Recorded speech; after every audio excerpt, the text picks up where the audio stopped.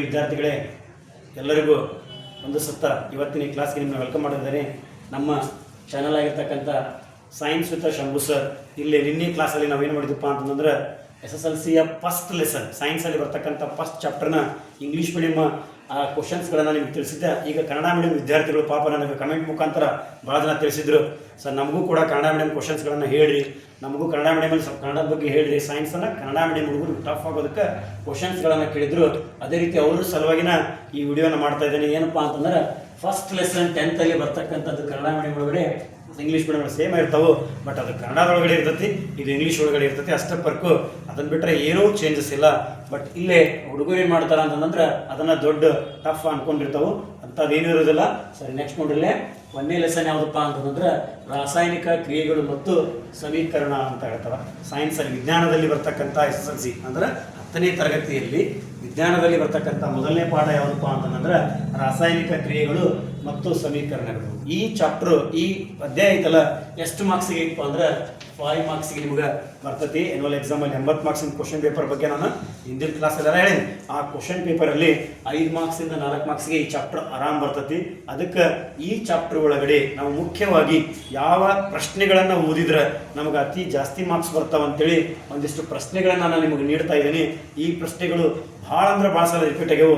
ದಯವಿಟ್ಟು ಇವನು ಪ್ರಾಕ್ಟೀಸ್ ಮಾಡಿರಿ, ನೋಡ್ರಿ. ಆಮೇಲೆ ನೀವು ಬೇಕಾದ್ರೆ ಜನವರಿಯಲ್ಲಿ ನಿಮಗೆ ಏನಪ್ಪ ಅಂದ್ರೆ ರಾಜ್ಯ ಮಟ್ಟದ ಪ್ರಿಪ್ರೇಟರಿ ಎಕ್ಸಾಮ್ ಸ್ಟಾರ್ಟ್ ಆಗ್ತಾವೆ, ಅವಾಗ ಕ್ವಶನ್ ಪೇಪರನ್ನು ನೋಡ್ರಿ.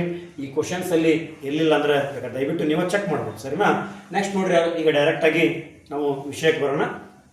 ರಾಸಾಯನಿಕ ಕ್ರಿಯೆಗಳು ಮತ್ತು ಸಮೀಕರಣ ಅನ್ನೋದು ಒಂದೇ ಚಾಪ್ಟರ್ ಇದು. ಇದರೊಳಗಡೆ ಬರ್ತಕ್ಕಂಥ ಮೋಸ್ಟ್ ಇಂಪಾರ್ಟೆಂಟ್ ಕ್ವಶನ್ಸ್ ಯಾವಂದ್ರೆ ಅಂದ್ರೆ ಅತಿ ಮುಖ್ಯವಾಗಿರ್ತಕ್ಕಂಥ ಪ್ರಶ್ನೆಗಳು ಯಾವಪ್ಪ ಅಂತಂದ್ರೆ ನಿಮಗೆ ಒಂದೇದ್ದು ರಾಸಾಯನಿಕ ವಿಭಜನಾ ಕ್ರಿಯೆ ಎಂದರೇನು. ಇದನ್ನ ಭಾಳ ಸಲ 3 ಮಾರ್ಕ್ಸಿಗೆ ಕೇಳ್ಯಾರ. ಹೆಂಗೆ 3 ಮಾರ್ಕ್ಸಿಗೆ ಕೇಳ್ಯಾರ ನೋಡ್ರಿ.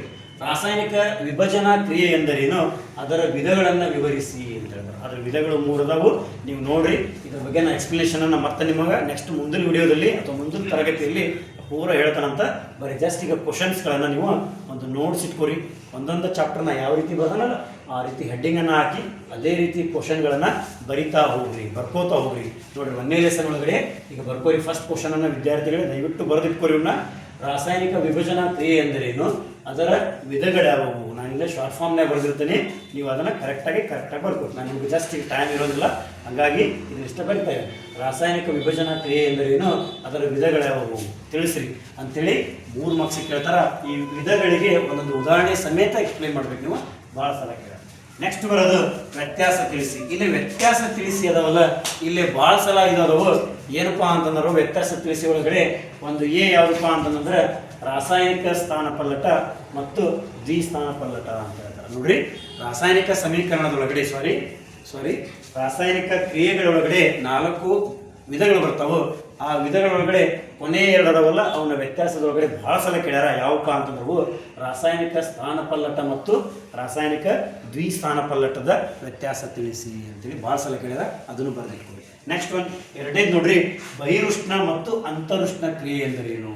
ಉಷ್ಣ ಅಂದ್ರೆ ನಿಮಗೆಲ್ಲ ಗೊತ್ತಿರೋದು ಏನಪ್ಪ ಅಂದ್ರೆ ಉಷ್ಣವನ್ನ ಹೀರಿಕೊಳ್ಳೋದು ಏನಪ್ಪ ಅಂತಂದ್ರೆ ಬಹಿರುಷ್ಣ ಅಂತರುಷ್ಣ ಅಂತ ಹೇಳ್ತೀವಿ.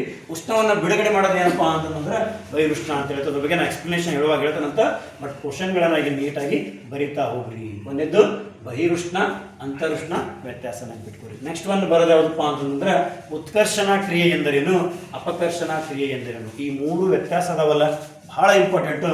ವ್ಯತ್ಯಾಸವನ್ನು ಸರಿಯಾಗಿ ನೋಡ್ಕೊರಿ, ಬರೆದಿಟ್ಕೊರಿ. ನೆಕ್ಸ್ಟ್ ಬರೋದು ಯಾವುದಪ್ಪ ಅಂತಂದ್ರೆ ತಟಸ್ಥ ಕ್ರಿಯೆ ಎಂದರೇನು. ತಟಸ್ಥ ಕ್ರಿಯೆ ಎಂದರೇನು ಅಂತೇಳಿ ನೋಡೋಣ ಅಂತ. ಅದನ್ನು ನೀವು ನೆಕ್ಸ್ಟ್ ಹೇಳ್ತೇನೆ. ಕ್ವಶನನ್ನು ಬರ್ಕೊಂಡು ನಿಮ್ಮ ಶಾಲೆಯಲ್ಲೆಲ್ಲ ಸರ್ಸ್ ಪಾಪ್ ಚೆನ್ನಾಗಿ ಹೇಳಿರ್ತಾರ, ಬಟ್ ನಾನು ಇಂಪಾರ್ಟೆಂಟ್ ಕ್ವಶನ್ಗಳ ಬಗ್ಗೆ ಹೇಳ್ತಾ ಇದ್ದೀನಿ.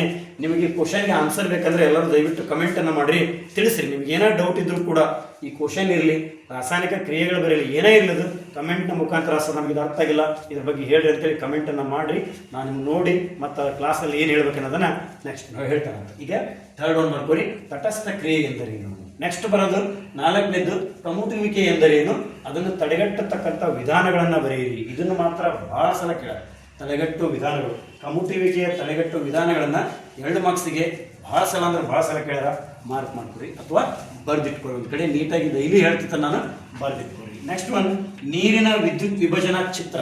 ಈ ಟೋಟಲ್ ಚಾಪ್ಟರ್ ಒಳಗಡೆ ಒಂದೇ ಲೆಸನ್ ಐತೆ ನಿಮ್ದು, ಅದರೊಳಗೆ ಒಂದೇ ಒಂದು ಚಿತ್ರ ಐತಿ. ಅದು ಚಿತ್ರದ ಬಹಳ ಇಂಪಾರ್ಟೆಂಟ್. ಯಾಕಂದ್ರೆ ಡಯಾಗ್ರಾಮ್ಗೆ ನಿಮಗೆ ಮೊನ್ನೆ ಕ್ಲಾಸ್ನಲ್ಲಿ ಹೇಳಿ ನಾನು 12ರಿಂದ 13 ಮಾರ್ಕ್ಸ್ ಡಯಾಗ್ರಾಮ್ಗೆ ಬರ್ತಾವೆ. ಅದರೊಳಗಡೆ ಇಲ್ಲಿ ನೀರಿನ ವಿದ್ಯುತ್ ವಿಭಜನಾ ಕ್ರಿಯೆಯನ್ನು ನೀವು ನೋಡ್ಕೋಬೇಕಾಗ್ತದೆ. ಸರಿನಾ? ಇದನ್ನು ಕೂಡ ಬರಬೇಕು. ನೆಕ್ಸ್ಟ್ ಲಾಸ್ಟ್ ಒನ್ ಸಮೀಕರಣಗಳ ಸರಿದೂಗಿಸುವಿಕೆ. ಇಲ್ಲಿ ಸಮೀಕರಣಗಳನ್ನು 3 ಕೊಡ್ತಾರ. ಎ ಬಿ ಸಿ ಅಂದ್ರೆ ಈ ಕೆಳಗಿನ ಸಮೀಕರಣಗಳನ್ನು ಸರಿದೂಗಿಸಿ ಅಂತೇಳಿ ಎ ಬಿ ಸಿ ಒಳಗಡೆ 3 ಕೊಡ್ತಾರ. ಆ 3ಗಳನ್ನು ನೀವು ಸರಿಯಾಗಿ ಬ್ಯಾಲೆನ್ಸ್ ಮಾಡೋಕೆ ನಿಮಗೆ ಬರಬೇಕು. ಅರ್ಥ ಆಯ್ತಲ್ಲ? ಇಷ್ಟು ಈ ಚಾಪ್ಟ್ರಲ್ಲಿ ನೀವು ನೋಡ್ಕೊಂಡಿದ್ದ ಖರೆ ಆದ್ರೆ ಆರಾಮಾಗಿ ಈ ಚಾಪ್ಟರ್ನ ಇಷ್ಟು ನೀವು ನೋಡ್ಕೊಂಡ್ರೆ ಎವರೇಜ್ ವಿದ್ಯಾರ್ಥಿಗಳಿರಲ್ಲ, ನೀವು ಆರಾಮಾಗಿ ಮಾರ್ಕ್ಸ್ ತಗೋಬೋದು. ಅರ್ಥ ಆಯ್ತಲ್ಲ?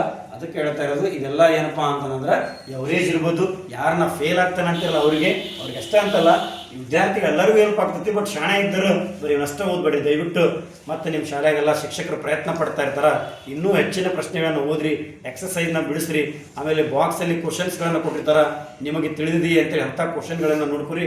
ಅವು ನಿಮ್ಗೆ ಅರ್ಥ ಆಗಿಲ್ಲ ಅಂತಂದ್ರೆ ನಮಗೆ ಕಮೆಂಟ್ ಮಾಡಿರಿ, ಅಂದ್ರೆ ನನಗೆ ಗೊತ್ತಾಗ್ತೈತೆ. ನಾ ಹೇಳೋದು ಅರ್ಥ ಆಯ್ತಲ್ಲ?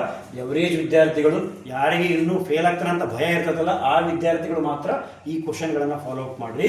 ಏನು ಶಾಣೆ ಇರ್ತಿರಲ್ಲ, ನಾನು ರಿಸಲ್ಟ್ ಚಲೋ ಮಾಡ್ಬೇಕಂತ ಇರ್ತಿರಲ್ಲ, ಅವರು ದಯವಿಟ್ಟು ಏನು ಮಾಡಿರಪ್ಪ ಅಂತಂದ್ರೆ ಹೆಚ್ಚಿನ ಅಭ್ಯಾಸವನ್ನು ಮಾಡಬೇಕಂದ್ರೆ ಟೆಕ್ಸ್ಟ್ ಬುಕ್ಕನ್ನು ಓದೋದನ್ನು ಕಲೀರಿ, ರೆಫರ್ ಮಾಡಿರಿ ದಯವಿಟ್ಟು. ಆಮೇಲೆ ಬಾಕ್ಸ್ ಒಳಗಡೆ ಕ್ವಶನ್ಸ್ ಇರ್ತಾವೆ, ಎಕ್ಸಸೈಸ್ ಇರ್ತೈತಿ, ಅದನ್ನೆಲ್ಲ ನೋಡ್ಕೊಂಡ್ರೆ ನೀವು ಸೈನ್ಸ್ಗೆ ಆರಾಮಾಗಿ 80ಕ್ಕೆ 80 ಮಾಡ್ಬೋದು. ಬಟ್ ಇವನ್ನ ನೋಡ್ಕೊಂಡ್ರೆ ನೀವು ಸೈನ್ಸಲ್ಲಿ ಈಸಿಯಾಗಿ ಪಾಸ್ ಆಗ್ಬೋದು. ಎವರೇಜ್ ಅಂದರೆ ನಾನು ಇಷ್ಟು ಕ್ವಶನ್ಸ್ ಪ್ರತಿ ಚಾಪ್ಟರ್ನಲ್ಲೂ ಕೊಡ್ತಾ ಹೋಗ್ತೇನೆ.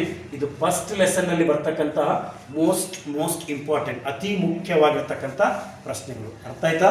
ಇದೆಲ್ಲ ತಿಳಿತು ಅಂತ ಅನ್ಕೊಳ್ತೀನಿ. ಯಾರು ಬರ್ಕೊಂಡಿಲ್ಲ ವಿದ್ಯಾರ್ಥಿಗಳೇ ದಯವಿಟ್ಟು ವಿಡಿಯೋನ ಪೋಸ್ ಮಾಡಿ ಮತ್ತೆ ಎಲ್ಲ ಕ್ವಶನ್ಸ್ಗಳನ್ನು ಬರಿತಾ ನೋಟ್ಸನ್ನು ಮಾಡ್ಕೋತ ಹೋಗ್ರಿ. ನಿಮ್ಗೆ ಏನಾದ್ರು ತಿಳಿಲಿಲ್ಲ ಅಂತ ಹೇಳಿದ್ನಲ್ಲ, ಈಗ ಕಮೆಂಟನ್ನು ಮಾಡಿರಿ. ನೀವು ಅಷ್ಟೇ ನೋಡಬೇಡ್ರಿ, ನಿಮ್ಮ ಫ್ರೆಂಡ್ಸ್ಗೂ ಕೂಡ ಇದನ್ನು ಶೇರ್ ಮಾಡಿ. ಬೇರೆ ಊರಲ್ಲಿರಲಿ, ಇದೇ ಊರಾಗಿರಲಿ, ಎಲ್ಲೋ ಇರಲಿ, ಅವ್ರಿಗೂ ಕೂಡ ಈ ವಿಡಿಯೋವನ್ನು ಶೇರ್ ಮಾಡಿರಿ, ಸಬ್ಸ್ಕ್ರೈಬನ್ನು ಮಾಡಿರಿ. ನಮ್ಮ ಚಾನಲ್ನ ಸಬ್ಸ್ಕ್ರೈಬ್ ಮಾಡೋದ್ರಿಂದ ನಿಮ್ಗೆ ಏನಾಗ್ತಪ್ಪ ಅಂತಂದ್ರೆ ನಿಮ್ಗೆ ಮತ್ತೆ ಮುಂದಿನ ವಿಷಯಗಳೇನಾಗ್ತಪ್ಪ ಅಂತ ನಿಮ್ಗೆ ಸಿಗ್ತೈತಿ. ಲೈಕ್ ಮಾಡಿರಿ, ದಯವಿಟ್ಟು ಲೈಕ್ ಮಾಡೋ ಮುಖಾಂತರ ನಮ್ಮ ಚಾನಲ್ನ ಎಲ್ಲರೂ ಮುಂದುವರಿಯೋಗಿ ನೀವು ಮಾಡಬೇಕಂತ ಬೇಡ್ಕೊಳ್ತಾ, ಆಮೇಲೆ ರಿಕ್ವೆಸ್ಟನ್ನು ಮಾಡ್ಕೊಳ್ತಾ ಇಲ್ಲಿಗೆ ಇವತ್ತಿನ ಈ ಕ್ಲಾಸನ್ನು ಮುಗಿಸ್ತಾ ಇದ್ದೀನಿ. ಧನ್ಯವಾದಗಳು.